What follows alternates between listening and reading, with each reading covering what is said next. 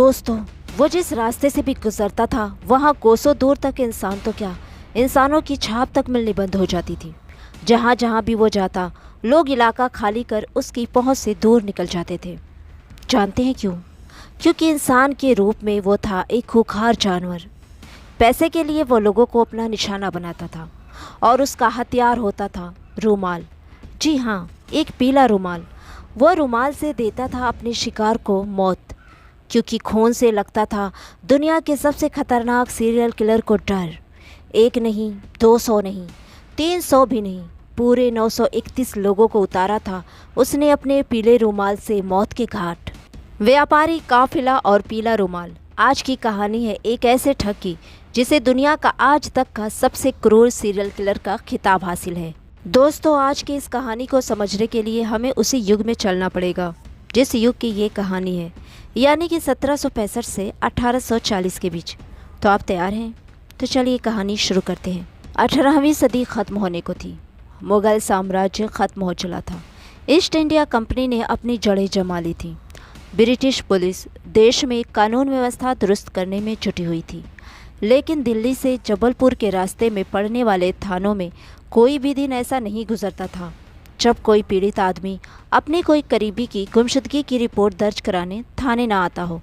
अंग्रेज़ अफसर परेशान थे कि इतनी बड़ी तादाद में लोग कैसे गायब हो रहे थे। कराची, लाहौर, मारवाड़, काठियावाड़, मुर्शिदाबाद के व्यापारी बड़ी तादाद में रहस्यमय परिस्थितियों में अपने पूरे के पूरे काफिलों के साथ गायब थे। लखनऊ की खूबसूरत तवाइफ, डोली में बैठकर ससुराल जाती नई नवेली दुल्हनें, या फिर बंगाल से इलाहाबाद और बनारस की तीर्थ यात्रा पर आने वाले दल, सभी रास्ते से गायब हो रहे थे। अंग्रेज़ अफसर चाहकर भी कुछ नहीं कर पा रहे थे। आलम यह हो गया कि ईस्ट इंडिया कंपनी को एक फरमान जारी करना पड़ा। फरमान के मुताबिक कंपनी बहादुर का कोई भी सिपाही या सैनिक इक्का दुक्का यात्रा नहीं करेगा। यात्रा करते वक्त सभी सैनिक बड़े झुंड में चलें और अपने साथ ज़्यादा नकदी न रखें। व्यापारी या श्रद्धालु या फिर चार धाम की यात्रा करने जा रहे परिवार, सभी निकलते तो अपने घरों से थे, लेकिन न जाने कहाँ गायब हो जाते। ये एक रहस्य ही था कि काफिले में चलने वाले लोगों को ज़मीन खा जाती है या आसमां। किसी को कुछ समझ नहीं आ रहा था, लेकिन सबसे हैरानी की बात यह थी कि पुलिस को इस लगातार गायब हो रहे लोगों की लाश तक नहीं मिलती थी। लाश मिलती तो लाश मिलने के बाद पुलिस की तफ्तीश आगे बढ़ सकती थी। आखिर कैसे गायब हो रही थी ये लाशें? सन 1809 में इंग्लैंड से भारत आने वाले अंग्रेज़ अफसर कैप्टन विलियम स्लीमैन को ईस्ट इंडिया कंपनी ने लगातार गायब हो रहे लोगों का पता लगाने की जिम्मेदारी सौंपी, और थोड़े ही दिनों में कैप्टन स्लीमैन को पता चल गया कि इन लोगों के गायब होने के पीछे किसका हाथ है। इन सबको गायब करने वाला था लोगों का एक गिरोह, एक ऐसा गिरोह जो करता था लूटपाट के लिए हत्या। इस गिरोह में करीब 200 सदस्य थे। इस गिरोह का मुखिया था बहराम ठग। अब थोड़ी सी नज़र डाल लेते हैं ठग बहराम की ज़िंदगी पर। आज के मध्य प्रदेश के जबलपुर में 1765 में पैदा हुआ बहराम बचपन में बेहद सीधा हुआ करता था, लेकिन फिर उसकी दोस्ती उसकी उम्र से 25 साल बड़े सैयद अमीर अली से हुई, जो अपने समय का सबसे खतरनाक और खूंखार ठग हुआ करता था। उसी अमीर अली ने बहराम को ठगों की खतरनाक दुनिया से रूबरू करवाया था। एक बार ठगों की दुनिया में आने के बाद बहराम ने कभी पीछे मुड़कर नहीं देखा और जल्द ही बहराम बेरहम ठगों का सरदार बन गया। बहराम ने जब ठगों की दुनिया में कदम रखा, उस वक्त उसकी उम्र 25 साल थी। ठग बहराम हाईवे और जंगलों में अपने साथियों के साथ घोड़ों पर घूमता रहता था। उसके निशाने पर होते थे तिजारत करने वाले व्यापारी, अमीर सेठ और हर वो शख्स जिसके पास धन दौलत थी। वो बन जाता था ठगों का शिकार। ठगों के खिलाफ स्लीमैन ने पूरे उत्तर भारत में एक मुहिम छेड़ दी। स्लीमैन ने जबलपुर में अपना मुख्यालय खोला। वो जानते थे कि जबलपुर और ग्वालियर के आसपास ही ठग गिरोह एक्टिव है। ये दोनों ऐसी जगह थी जहां से देश के किसी भी कोने में जाने के लिए गुजरना पड़ता था। इस इलाके की सड़कें घने जंगल से होकर गुजरती थी। इसका फ़ायदा ठग बड़े आराम से उठाते थे। स्लीमैन ने दिल्ली से लेकर ग्वालियर और जबलपुर तक के हाईवे के किनारे जंगल का सफाया कर दिया। इसके बाद स्लीमैन ने गुप्तचरों का एक बड़ा जाल बिछाया। कहते हैं कि भारत में इंटेलिजेंस ब्यूरो की नींव तभी की रखी हुई है। मुखबिरों की मदद से स्लीमैन ने पहले तो ठगों की भाषा को समझने की कोशिश की। ठग अपनी एक खास भाषा का इस्तेमाल करते थे। इस विशेष भाषा को रामोसी कहते थे। रामोसी एक कोडेड भाषा थी जिसे ठग अपने शिकार को पकड़ने या ख़त्म करते वक्त करते थे। वक्त बीतता गया। कुछ महीने बाद सुलेमान को मुखबिरों की मदद से बहराम के उस्ताद अमीर अली के ठिकाने का पता मिल गया। ब्रिटिश फ़ौज फ़ौरन उनके घर पहुंची, लेकिन अमीर अली उनके हाथ से फिसल गया और फरार हो गया। अंग्रेज़ अफसरों ने अमीर अली के परिवार के लोगों को गिरफ्तार कर लिया। कई महीने की जद्दोजहद के बाद आखिरकार 1832 में अमीर अली ने अपने परिवार को बचाने के लिए खुद को अंग्रेज़ फ़ौज के हवाले कर दिया। कैप्टन सुलेमान ने अपने हथकंडों से अमीर अली का मुंह खुलवा ही लिया और ठग बहराम का पता जान लिया। लेकिन बहराम का पता जान लेने के 5 साल बाद भी सुलेमान को कामयाबी नहीं मिली। साल 1838 में एक रोज़ बहराम की किस्मत उसे सुलेमान के सामने ले आई और अमीर अली की मुखबिरी ने उसे अंग्रेज़ हुकूमत के शिकंजे में फंसा ही दिया। अंग्रेज़ अफसर की डायरी में लिखी बात के मुताबिक जिस वक्त बहराम को पकड़ा गया उसकी उम्र 75 साल से ज़्यादा थी। उसकी गिरफ्तारी के बाद खुला उत्तर भारत में लगातार हो रहे हज़ारों लोगों के गायब होने का राज, एक ऐसा राज जो सिर्फ उस बेरहम गिरोह को मालूम था। गिरफ्तार होने के बाद बहराम ठग ने बताया कि कैसे वह लोगों को अपना निशाना बनाता था। उसने बताया कि उसके गिरोह के कुछ सदस्य व्यापारियों का भेष बनाकर जंगल में घूमते रहते थे।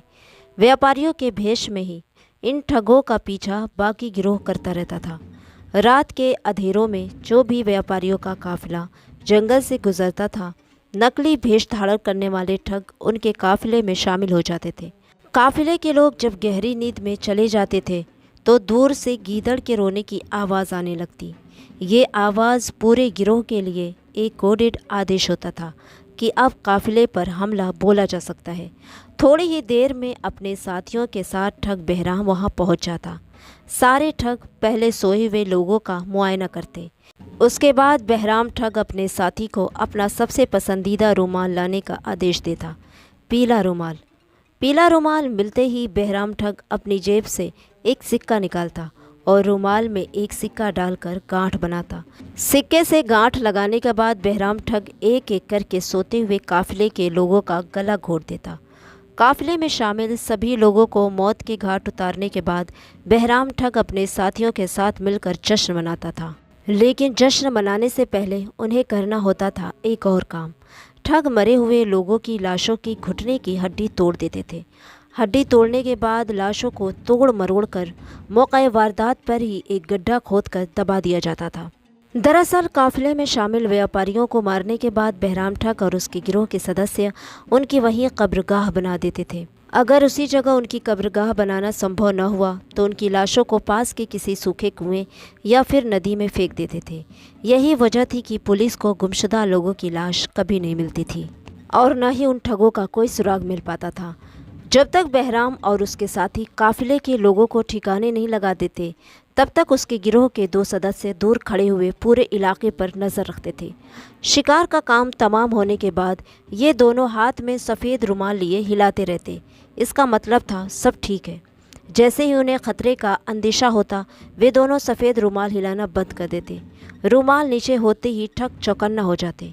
अपने शिकार का काम तमाम करने के बाद ठग मौके वारदात पर ही जश्न मनाते और नाच गाना करते। बहराम ठग ने गिरफ्तार होने के बाद खुलासा किया कि उसके गिरोह ने पीले रुमाल से पूरे 9 से 31 लोगों को मौत के घाट उतारा। उसने ये भी खुलासा किया कि अकेले उसने ही 150 लोगों के गले में रुमाल डालकर हत्या की है।